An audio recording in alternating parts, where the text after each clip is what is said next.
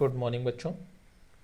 Today we will discuss the chapter Rip and Winkle of class 5. So, let's start. This story is about Rip and Winkle, a good-natured but lazy man who goes away into the hills and falls asleep. When he awakens 20 years later, Rip finds that quite a few things have changed. ये story rib and विंकल के बारे में, जो कि good नेचर्ड person है लेकिन lazy man है. वो पहाड़ियों पर बहुत दूर चला जाता है और वहाँ सो जाता है. जब वो 20 साल बाद उठता है तो उसे वहाँ पर कई कुछ बदली चीज़ें दिखती हैं. आइए शुरू करते हैं. Many years ago, at the foothills of the Catskill Mountains, was a little village. In the village lived a simple, good-natured fellow named Rip Van Winkle.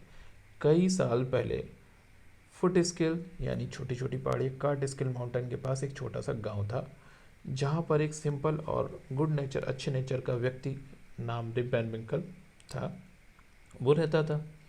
He was a kind never ready to help anyone. Everyone in the village like him. वो जो है अच्छा पड़ोसी था, दयालु पड़ोसी था, हर किसी की मदद के लिए हमेशा तैयार रहता था. गांव में हर एक व्यक्ति उसे पसंद करता था. The children of the village shouted with joy whenever they saw him because he played with them.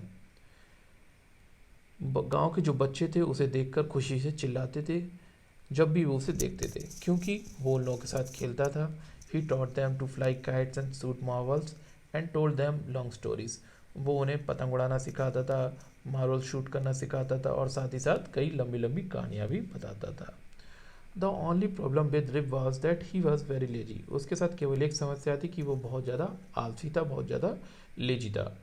He did no work on his own farm and just idle away his time.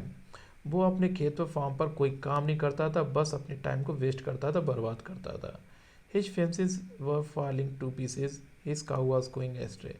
उसके जो fences थी, farm पर जो fences चार दीवारी थी, वो भी टुकड़ों में टूटी पड़ी थी और साथ ही साथ उसकी गाय भी जो थी एस्ट्रे इधर उधर भटक रही थी. Weeds grew on his farm. जो अनवांटेड प्लांट्स थे, जो जिस तरीके की बड़ी बड़ी घासें थी, वो उसके फार्म पर उगाई थी. Rip's constant companion was his dog. और रिप का जो कॉन्स्टेंट कॉम्पेनियन उसका डॉग था, उसका नाम वुल्फ था. कॉन्स्टेंट कॉम्पेनियन लगातार साथ रहने वाला. कॉन्स्टेंट कंपेनियन मतलब लगातार साथ रहने वाला partner. To avoid work he would walk away into the forest with his dog. वो काम से बचने के लिए क्या करता है, अपने डॉग के साथ हमेशा जंगलों में टहलने निकल जाया करता था. One day Rip just walked on and reach the highest part of the mountains. एक दिन रिप जब टहलता गया और पहाड़ के सबसे ऊंचे पार्ट पर पहुंच गया. It was late in the afternoon when he reach there. ये लगभग दोपहर का काफ़ी ज़्यादा समय हो गया था जब वो वहाँ पहुँचा. Tired after his long climb he lay down and begin day dreaming. और वो काफ़ी ज़्यादा थक चुका था लंबी चढ़ाई के बाद, तो वो वहाँ लेट गया और दिन में सपने देखना शुरू कर दिया. It was soon evening and he realise it would be night by the time he reached his village. और बहुत जल्दी शाम हो गई और उसे इस बात का एहसास हो गया कि रात हो जाएगी घर पहुँचते पहुँचते. Next, suddenly he heard a voice calling out, "Rip Van Winkle, Rip Van Winkle." अचानक उसे एक आवाज़ सुनाई दी, उसे बुलाते हुए, Rip Van Winkle, Rip Van Winkle. He looked around and saw a short old man with thick hair and grizzled beard walking towards him with a barrel. उसने देखा कि he looked around, उसने चारों ओर देखा. एक शॉर्ट ओल्ड मैन जो था मोटे बालों के साथ, ग्रिजल्ड बियर्ड कह सकते हैं, ग्रे हेयर की, ग्रिजल्ड मतलब ग्रे हेयर वाली बियर्ड दाढ़ी के साथ, वो वुडन कंटेनर, वैरल मतलब एक लकड़ी का कंटेनर लिए उसकी तरफ चला आ रहा था. He made signs to help him carry the barrel. वो उसे इशारा कर रहा था उस बैरल को कैरी करने, उसकी हेल्प करने के लिए. Rip hurry to help the stranger. Rip जल्दी गया और उस स्ट्रेंजर की मदद करने लगा. Who caught his hand tightly. और उसने उसका हैंड टाइटली पकड़ा. Together they reached a place where there were some more odd looking men. और साथ ही साथ वो लोग वहाँ पहुँच गए जहाँ उसके जैसे दिखने वाले और भी odd looking men थे. Playing nine pins, क्या कर रहे थे, nine pins खेल रहे थे. They were all dressed the same way and all of them had beards of various shapes and colours. वो सभी के सभी नाइन पिन्स खेल रहे थे, सभी का ड्रेसअप क्या था, सेम था, लेकिन उनकी जो दाढ़ियाँ थी वो सभी वेरियस शेप्स में अलग अलग शेप और अलग अलग कलर की थी। Even though they were playing a game, यहाँ तक कि जबकि वो गेम खेल रहे थे, देयर फेसेस, जबकि वो लोग गेम खेल रहे थे, देयर फेसेस वर सीरियस, उनके फेस क्या थे, सीरियस थे। एंड देयर वर साइलेंस, और वहाँ शांति छाई हुई थी। The only sound was the noise of the balls, और तो केवल किसका साउंड साउंड था, केवल बॉल का साउंड था, which echoed in the mountains like a thunder, जो कि माउंटेन में, पहाड़ों पर एकदम तेज गरज के साथ आवाज इको कर रही थी, गूंज रही थी। As Rip and his companion reach them, जैसे कि रिप और उसका साथी वहां पहुंचा, they stop playing and stared at Rip with a fixed gaze, उन्होंने खेलना बंद किया और रिप की तरफ घूरना शुरू कर दिया। Rip was really frightened, Rip वास्तव में बहुत ज़्यादा डरा हुआ था। His companion emptied the contents of the barrel into glasses and made Rip drink it, उसके साथी ने क्या किया, वो बैरल से, वुडन कंटेनर से सारा कंटेंट्स जो था वो निकाला, जो उसमें इंग्रेडिएंट थे, सामान था, वो निकाला और ग्लास में उसे रिप को कुछ पीने को दिया। Rip obeyed as he was trembling with fear, Rip ने वो बात मान ली क्योंकि वो डर से काँप रहा था। Since he was thirsty he drank a few more glasses and slowly fail into a deep sleep, क्योंकि रिप जो है वो प्यासा था तो उसने कुछ और ग्लास पिए और धीरे धीरे वो गहरी नींद में सो गया। On waking up, he found that he was at the place where he had first met the old man. और उठने पर उसने अपने आप को पाया कि वो उस जगह पर था जहाँ पर वो पहला शॉर्ट ओल्ड मैन से मिला था। He rubbed his eyes. It was a bright sunny morning. उसने अपनी आंखों को रगड़ा और उसने कहा कि ये तो, उसने देखा कि एकदम सनी मॉर्निंग हो रखी, धूप आ गई थी, सुबह सुबह की धूप आ चुकी थी। Surely I have not slept here all night, thought Rip, Rip ने सोचा कि निश्चित तौर पर मैं यहाँ तो पूरी रात नहीं सोया होऊंगा। He looked around for wolf, उसने चारों वुल्फ के लिए देखा, बट ही वॉज नोवेयर, लेकिन वो कहीं पर नहीं था। Rip whistled for him, wolf wolf, Rip ने सीटी उसके लिए बजाई और चिल्लाता रहा, wolf wolf. He then shouted इस, और तब वो वुल्फ वुल्फ चिल्लाता रहा। No dog was to be seen, कोई डॉग उसे नहीं दिखा। Where has this dog gone, उसका डॉग कहाँ चला गया। ही मटर टू हिमसेल्फ, वो अपने आप से बड़बड़ाते हुए, अपने आप से बातें करते हुए ये कह रहा कि उसका डॉग कहाँ चला गया।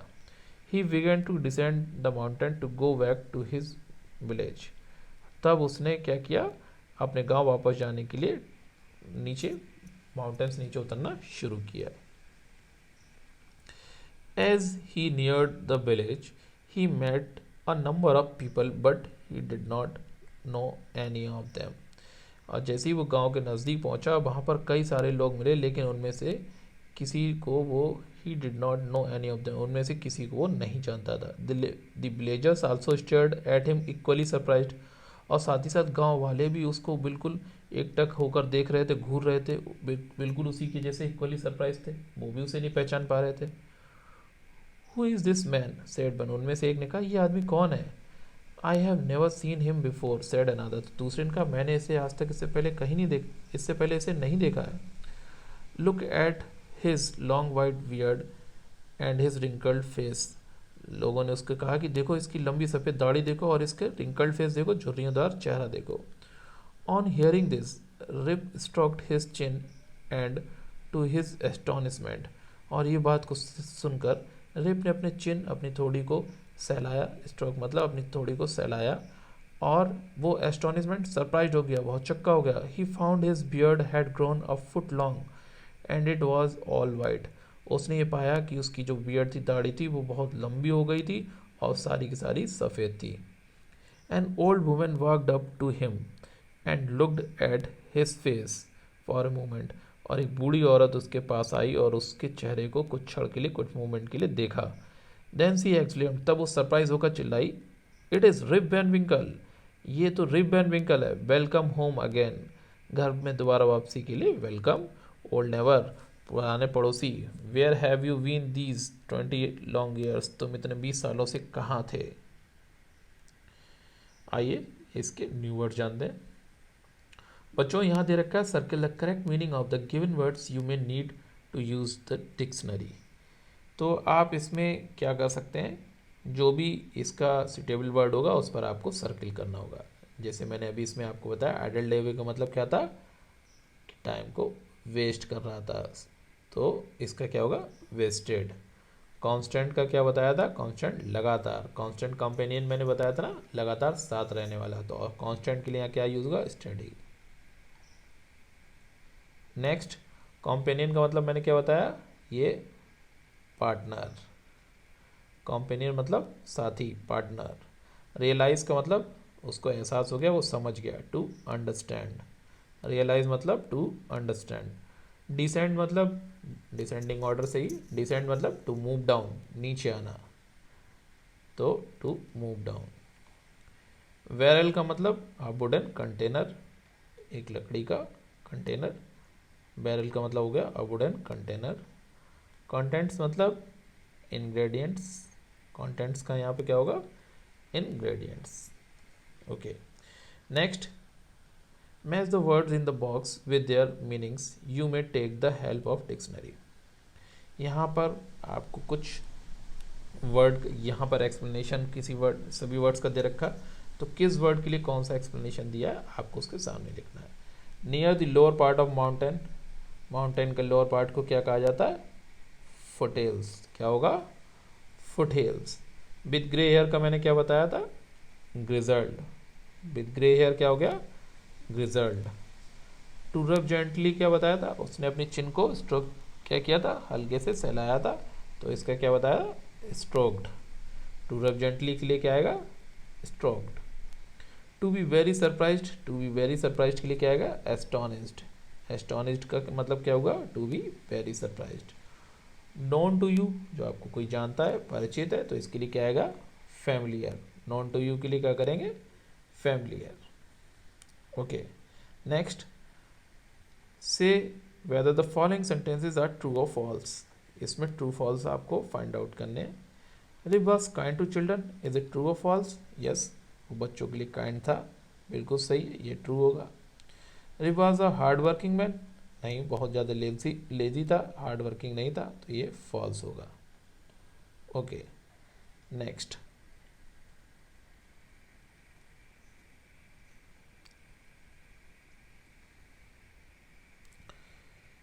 यहाँ क्या दे रखा है, चलिए देखते हैं। The short old man on the mountain was is constant companion. जो माउंटेन पर उसे शॉर्ट ओल्ड मैन मिला था, वो उसका कॉन्स्टेंट कॉम्पेनियन था, नहीं, फॉल्स। वो उसका केवल कॉम्पेनियन था। कॉन्स्टेंट कॉम्पेनियन तो कौन हो गया, बुल्सा, सॉरी, हाँ, कॉन्स्टेंट कॉम्पेनियन तो उसका डॉग था, ये केवल कॉम्पेनियन था, तो ये फॉल्स है। Rip help the old man on the mountains because he wanted to have a drink from the barrel. Rip ने उस बूढ़े आदमी की मदद माउंटेन पे की क्योंकि वो चाहता था उस बैरल से ड्रिंक को पीना। फॉल्स, नहीं, उसने इसलिए मदद नहीं की थी। Rip was away for 20 years because he was asleep on the mountains. Rip 20 साल तक दूर रहा क्योंकि वो माउंटेन पर सो गया था। इज इट ट्रू और फॉल्स, यस, ट्रू, वो सो गया था इसलिए 20 साल दूर रहा। The drink from the barrel made him fall asleep for 20 years. उसने ड्रिंक बैरल से पी और तभी वो 20 साल तक सोया रहा। हाँ, स्टोरी के अकॉर्डिंग तो ये ट्रू है, तभी 20 साल तक सोया रहा।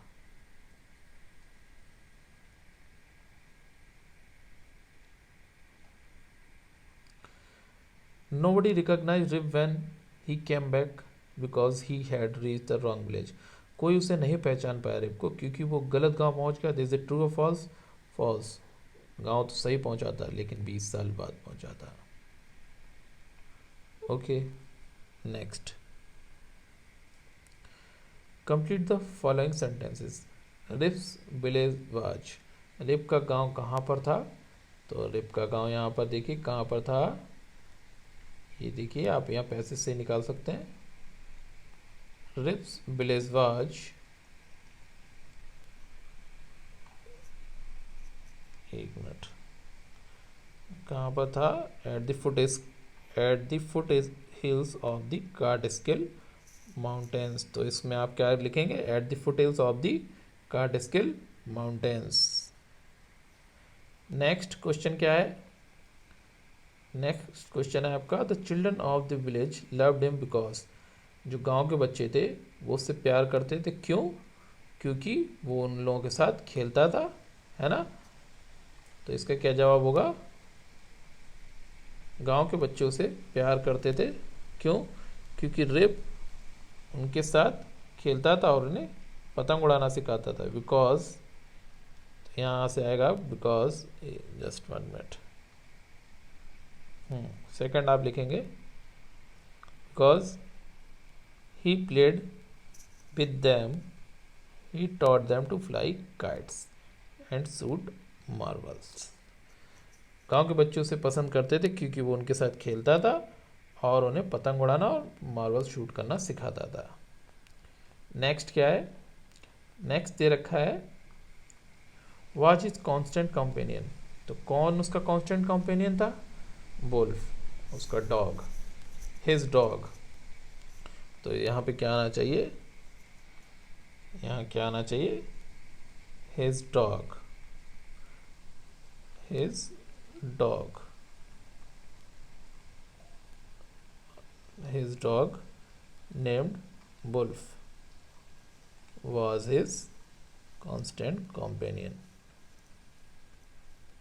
है ना? तो his dog named Wolf was his constant companion. Next क्या दे रखा है? The villagers stared at him because, गांव वाले उसकी तरफ घूर रहे थे, क्यों? Because they did not recognise him, क्योंकि गांव वाले उसे पहचान नहीं पाए थे। The villagers stared at him because they did not recognise him, क्योंकि गांव वाले उसे पहचान नहीं पाए। The old women who recognised Rip was, वो जो बूढ़ी औरत ने उसे पहचान लिया तो वो कौन थी? तो the old women who recognised Rip was his old neighbour, वो उसकी पुरानी पड़ोसन थी। ओके, तो इधर आएगा ओल्ड नेबर। नेक्स्ट इसमें दे रखा है, work in groups of 4, what were the strange things about the man on the mountains.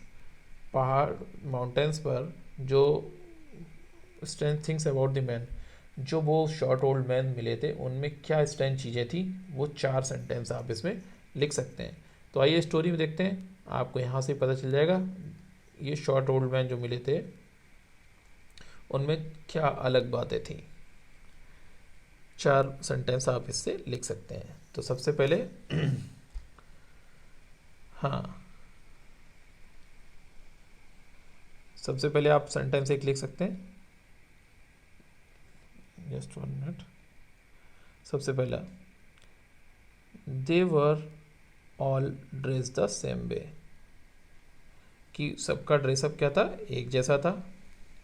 अब लिख सकते हैं second, all of them had beards of various shapes and colours, और सभी के वियर्ड दाढ़ी थी लेकिन अलग अलग शेप और अलग अलग कलर की। थर्ड क्या लिख सकते हैं, even though they were playing a game their faces, जबकि वो लोग गेम खेल रहे थे फिर भी उनके फेस, देखिए नेक्स्ट क्या दे रखा है, देयर फेसेस, आप क्या लिखेंगे, even though they were playing a game their faces were serious, जबकि वो लोग गेम खेल रहे थे लेकिन फिर भी उनके चेहरे जो थे वो सीरियस थे। तो ये स्ट्रेंथ चीज़ हो गई। और लास्ट सेंटेंस एक आप लिख सकते हैं कि पुणे में वो लोग बिल्कुल बोले नहीं, तो लिख सकते हैं दे डिड नॉट स्पीक। तो 4 सेंटेंस आप लिख सकते हैं, दे डिड नॉट स्पीक। ओके, तो बच्चों आज की वीडियो में इतना ही रखते हैं, नेक्स्ट मैं अगले वीडियो में एक्सप्लेन करूँगा। ओके, थैंक यू बच्चों।